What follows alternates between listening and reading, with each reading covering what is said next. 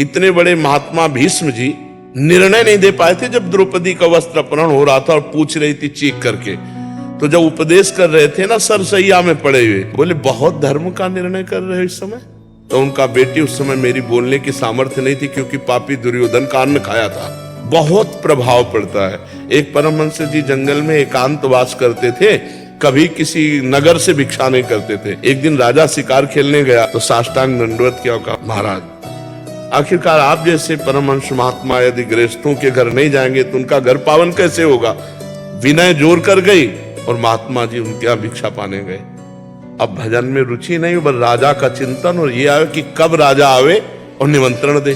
2-3 दिन में राजा फिर आ गए। अब वहां महल में प्रसाद पा रहे थे तो देखा रानी के श्रृंगार गृह की तरफ तो एक हार टंगा हुआ था। तो परोसने के लिए लाने के लिए गए, वो हार उठाया झोली में डाल लिया, प्रसाद पाया और जंगल में आ गए।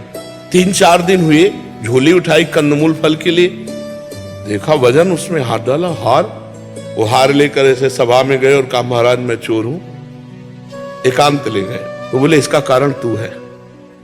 राज अन्न पाने से मेरी बुद्धि भ्रष्ट हुई, रजोगुण चढ़ा और मैंने चोरी की। तो अन्न का प्रभाव, संग का प्रभाव, परमाणु आसपास वातावरण का प्रभाव उसके ऊपर पड़ता है जो निरंतर भजन नहीं करता। जिस क्षण सुमिरन भजन छूटा कुसंग का प्रभाव पड़ जाएगा। तो ऐसे हम समाज में रहें, नाम जप न छूटने पावे और आहार शुद्ध रहे तो कोई नहीं बिगाड़ सकता है।